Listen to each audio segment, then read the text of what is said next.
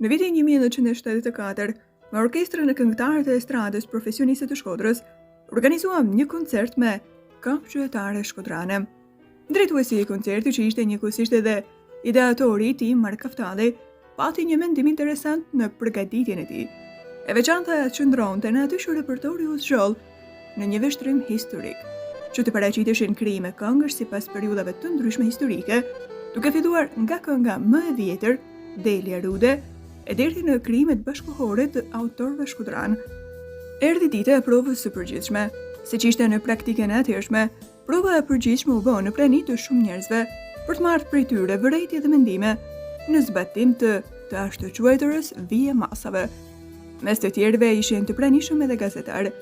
Njëri prej tyre nuk e di pse u largua përpara se të fillonin diskutimet, kështu që ai nuk e mori vesh se çfarë u tha atë. Ndërkohë, gjatë diskutimeve, u ngrit një i moshuar dhe tha: "Mendoj që kënga Karajfil në Kodër të hiqet, sepse atë e ka krijuar një prift." Një heshtje varri pushtoi gjithë sallën. Pastaj filluan përshpëritjet vesh më vesh. Ndërsa ne, organizatorët e drejtuesit e koncertit, mbetëm të shtangur në një hall të madh, sikur na kishte rënë uji i veluar. Ta mbroje apo të bëje përpjekje për ta lënë në program, do të ishte një veprim i kodë dhe tepër i rrezikshëm për arsye që dihen. Na vinte keq sepse kjo këngë zinte një vend të bukur në program, duke përfaqësuar një periudhë të caktuar të fillimit të viteve 40. Në koncert nuk përmendeshin emrat e autorëve të këngëve dhe dinim se kjo këngë ishte thjesht një këngë popullore, pa u ditur se kush e kishte bërë, siç ndodhte edhe me disa këngë të tjera, autorët e të cilëve njiheshin. Kjo këngë këndohej në gëzime në dasma dhe pëlqehej nga të gjithë.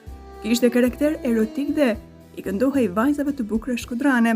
Bilesi ishte e mundur që këtë këngë me këtë përmbajtje erotike ta kishte krijuar një prift. Ishte tepër të çuditshme, por gjithsesi nuk mund ta kundërshtoj me të paraqisnim argumente të tjerë që ta hidhnin poshtë fjalën që u tha. Është më tepër se nuk kishim njohjen e duhur për ta kundërshtuar fjalën e hedhur si bombë. E papritura na hutoi. Vështirësinë të cilën u ndodhëm e ka përcyer me heqjen e këngës nga programi, meqense për të gjithë koncertin u thanë fjalë shumë të mira. Problemi u mbyll krejt shkurt, na u duk ne. Tërnesërme në mbrëmje koncerti u dha me shumë sukses, por na mbeti si gosh dilema lidhur me vërtetësinë e autorësisë së këngës Karajfil në Kodër, që më vonë kur e menduam, me mendje të kthjellët, e dukej gjithnjë e dyshimt. Problemi që doli atë natë u mbyll dhe askush nuk tha ndonjë vërejtje apo fjalë për të pas më shumë kujdes. Gazetari që kishte ikur nga diskutimi dhe nuk kishte dëgjuar për autorin e këngës duke shkruar në gazetë për suksesin e koncertit pas premierës, përmend edhe këngën në fjalë si një këngë të suksesshme. Ky lajm i shkurt i butuar në gazetën Bashkimi na hapi problemin të cilin pothuajse e kishim harruar. Një kuadër i lartë në Tiranë i tha një shkodrani në një mbledhje: "Përsëri e këndoni këngën e priftit ju në Shkodër?" Jo pse çështja u bë problem, por frike gjithsesi qëndronte në këmbë. Me kalimin e kohës kjo ngjarje u harrua krejt. Është ndërrime demokratike, kur natyrshëm kërkonim të sqaronim edhe ato çështje që më parë kishin qenë të frikshme, u interesova më tej, thot profesori Sali Bali, për autorin e këngës, të cilën mas sqaroi ndjeri muzikologu Tonin Zadeja, që ishte kryetari i shoqatës të Shamir të këngës shkodrane, dhe tashti, edhe pse këtë vit u nda nga ne, mbetet kryetar nderi i saj. Ai më tregonte, këngën Karajfil në Kodër e ka krijuar Domzef Shestani, i lindur në Shkodër në vitin 1912 në një familje qytetare. Pasi kreu studimet për teologji në Padova të Italisë në 1935, u kthye në vendlindje dhe përveç shërbesave fetare, u morë edhe me veprimtari muzikore. Në vitin 1944 u largua nga atdhë dhe vdiq në Rom në vitin 1990. Përveç krijimeve të tjera, ai ka kompozuar në stilin popullor këngët Karajfil në Kodër dhe Besa Bez, të cilat u përhapën shumë shpejt dhe këndohen edhe sot e kësaj dite. Duke e ditur ngjarjen e koncertit për këngën Karajfil në Kodër, profesor Tonini shtoi: "Por kënga që ka krijuar Domzefi nuk është ajo që këndohet sot, sepse populli duke i pëlqyer melodinë, i ka bërë ndryshime tekstit dhe i ka dhënë karakter erotik. Me dha tekstin origjinal të krijuar më parë, që i ngreh hym Shkodrës dhe bukurive të saj natyrore.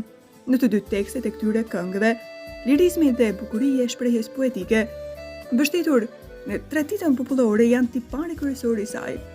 Këto këngë, krahas krijimeve të Ramadan Sokolit, Ishdeis e tjerë, hapën rrugën për krijime të tjera nga kompozitorë të përgatitur, duke bërë kënga shkodrane të marrë vlera të reja bashkëkohore. Ja poezia që ka krijuar Zef Shestani, e cila për nga bukuria dhe vlera artistike nuk ka nevojë për asnjë koment. Do të ishte interesante që kjo këngë të këndohet edhe në variantin e saj fillestar. Karajfil në Kodër, trëndafil në Kodër, kështjella e fortë në Shkodër, Shkodra e bukurisë. Kodrat dorë për dorë, malet mbush me borë, ty të rinë kunor, Shkodra e bukurisë. Kire, bune, dri, ke pasqyrë për bri, të këqyri me hieshi, Shkodra e bukurisë. Karajfil me erë, trëndafil me erë, ti e fortë për herë, Shkodra e bukurisë. Në këtë poezi të bukur kushtuar Shkodrës, shprehen me aq ndjenjë dhe bukuri të gjitha vlerat natyrore dhe njerëzore të qytetit të lashtë, plot me lule, karajfila e trëndafile. Në kështjellën e fortë madhështore, me kodrat përreth që të duket se janë kap dorë për dorë me njëra tjetrën dhe kanë krijuar një varg si Gjordan në rancë të maleve të larta e të mbushura me dëbor, që i rinë Shkodrës siguror me 3 lume që e këshyrin me hieshi dhe shprehen optimiste se Shkodra është e fortë për herë. Kurse populli, duke e vlerësuar melodinë e saj, ndonse edhe teksti është shumë i bukur, i dha drejtim tjetër, duke i kënduar bukurisë së vajzës shkodrane, se cilës i kishte kënduar me qindra këngë të tjera. Ky ndryshim më ngjason me atë të këngës Në të fushë Mejdani, se cilës gjithashtu i është ndryshuar teksti prej kohësh, dhe për këtë kemi folur dhe kemi shpjeguar më lart. Nga kjo mendoj se del në pa një dukuri. Krijuesi shkodrane, ose më saktë, ata që e kanë kënduar dhe mbajnë gjallë këngën shkodrane, kanë qenë më të prirur drejt temave erotike. Për këtë arsye, edhe i kanë ndryshuar poezinë e bukur kësaj këngë, po kaq e bukur edhe me ndjenjë është edhe kënga Besa Bes, e cila ka mbetur origjinale, ashtu siç e ka krijuar autori. Ato e përshkon një lirizëm i hollë. Historia e këngës Karajfil në Kodër, referenca: në Shkodër të gjithë këndojnë Profesor Isa Alibali. Botimi i vitit 1997, ribotimi i vitit 2011. Në vitin